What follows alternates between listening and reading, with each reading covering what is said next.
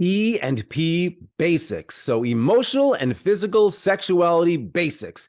Now, I usually take out the sexuality and just kind of insert personality, because what we're really talking about here is a kind of way of looking at personalities. And it just really works well when we think about personalities with respect to relationships. That's why I use this. I also use this because most people don't know what emotional and physical sexuality personality is. They've never heard of it before.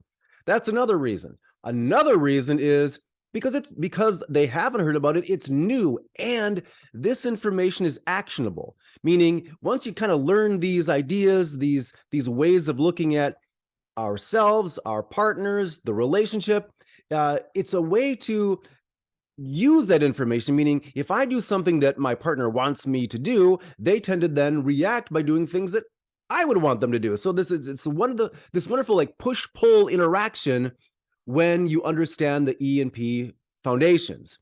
Now, is this going to apply to everyone? Maybe, maybe not. Is this the be all end all of all personality things? No, nothing is. Whenever it comes to like personality issues or personality types of measuring, we do the best we can. Things work as much as things work. And you'll find things in here that apply very much so, and things that maybe don't apply very much. And that's up to you to kind of pick and choose what works for you. Another thing I like is it doesn't matter gender. So we're not talking about too much the female or the male physical, the female. I will a little bit, but this is also on a continuum, just like gender would be on a continuum. So think of emotional and physical sexuality on that continuum. You might have, let's say, physicals on this side and emotionals on this side. Let's say there's a physical that's 100% physical. It would be rare, but you might also have maybe somebody who would also be rare, 100% emotional. Anything in between are combinations of both, because we usually have a little bit of the other quality in us. So if you're an 80% physical, you have 20% emotional traits, and vice versa. So let's say you're near the middle. Nobody's actually a 50-50. You always are an emotional or a physical or an emotional, even though you might have a lot of qualities of the other. So you can really kind of see their point of view. But that's how it works. So what are the core traits of emotionals and physicals? There are 4. The first one is the secondary caretaker. So what does that mean? Now, mostly, usually it's the primary historically caretaker has been the mother, and the secondary caretaker has been the father, the female, and then the male. That isn't necessarily the case. It may not be for you, but think of in terms of who was your primary caretaker, whoever that was. But now think of your secondary caretaker, whoever that was. If your secondary caretaker was more likely to be the one to give you verbal or physical expressions of affection than your primary, then you would be a physical.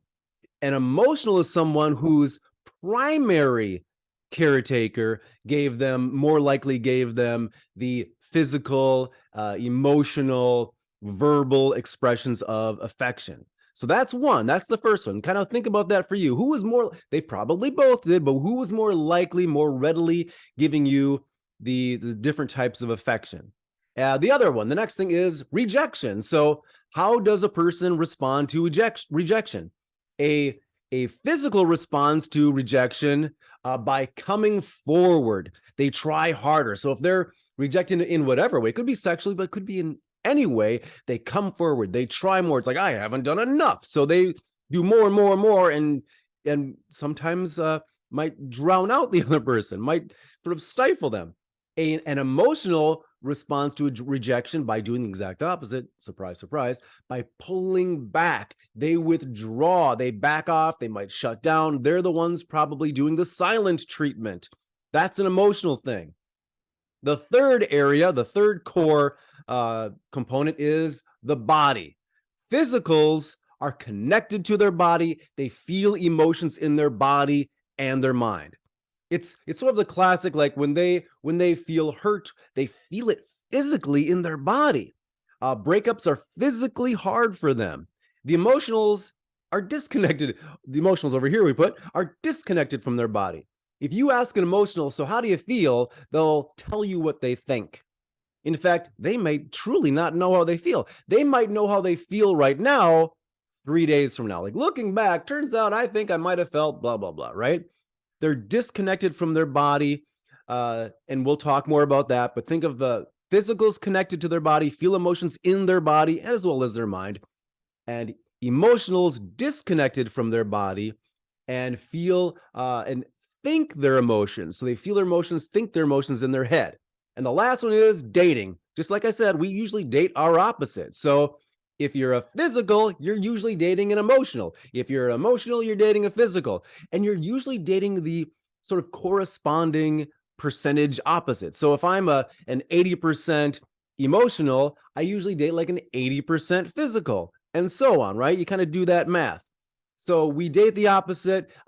It allows for this sort of electric attraction because maybe a lot of things in our lives might be the same. Maybe we're the same socioeconomic background, and same, we speak the same language.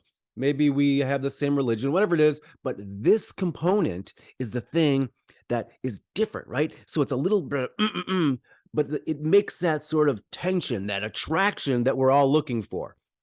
But it's also, you might guess, ripe for miscommunication and frustrations. Now, all these ideas, this physical or an emotional sexuality, are not mine.